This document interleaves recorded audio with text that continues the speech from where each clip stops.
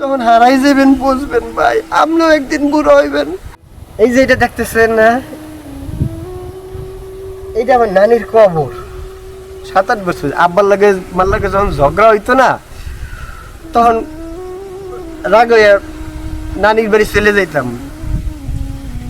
নানুর বাড়ি গেলে যাইতাম কা জানেন, যে নানুর বাড়ি গেলে আব্বাই মায় কেউ মারতে পারবে না, এই ভরসায় যাইতাম গিয়া। নানু আজকে মরে গেছে, অনেকদিন এসে সময়ের কারণে না নানুর কবরটাও দেখতে দিতে পারি না। একটা জিনিস কি জানেন ভাই, মার পর যদি কেউ আপনার এই দুনিয়াতে ভালো পায়, সেটাই সামনে নানি। অনেকের মায় অফিসে চাকরি করে, নানি এই নাতিকে পাইলে রাখে।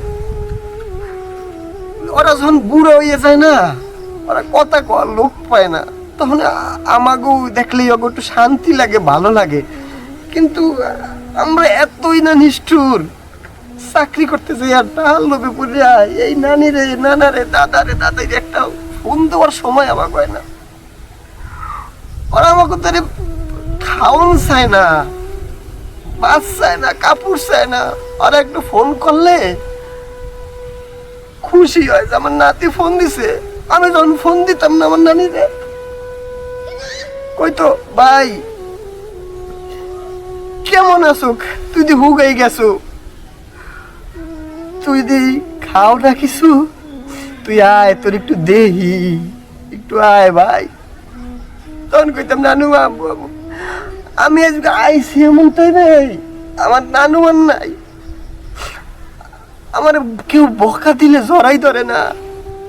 মার দ্বারা যখন কোনো কিছু কইতাম না, আব্বার দ্বারা কইতাম, নানুরে কইতাম নানু এইটা দাও ওইটা দাও, নানু টাকা জমাই জমাই আইনা দিত, নানারে কই আইনা দিত, কত কিছু, বড় মাছটা থুইয়া দিত, কলিজাটা থুইয়া দিতে। আজকে না আমার নানু আল্লাহর দ্বারা গেছে গিয়া।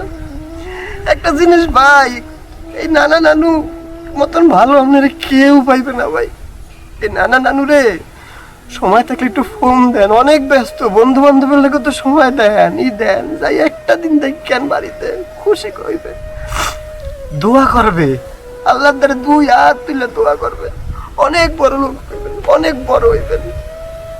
একটু বললেন না ভাই, এরা যা কি জিনিস, যখন হারাই যাবেন বুঝবেন ভাই, আপনিও একদিন বুড়ো হইবেন। আপনার নাতি নাতিকে যখন না আইবে, তখন আপনার ঠিক এরকম কষ্ট লাগবে। আজকে আমার নানুরা যদি আমি ডাক দিই, নানু, আমার নানু আর আইবে না। আমার নানু আমার অনেক ভালোবাসতো, আমি ভাই বুঝাইতে পারবো না। আল্লাহর অনুরোধ ভাই, নানা নানুরে কেউ ভুলে যেন না, ওরা বুড়া মানুষ, ওরা আপনি যেমন ছোটকালে ওদের আপড় দিয়ে গেছেন, ওরাও এখন ছোট।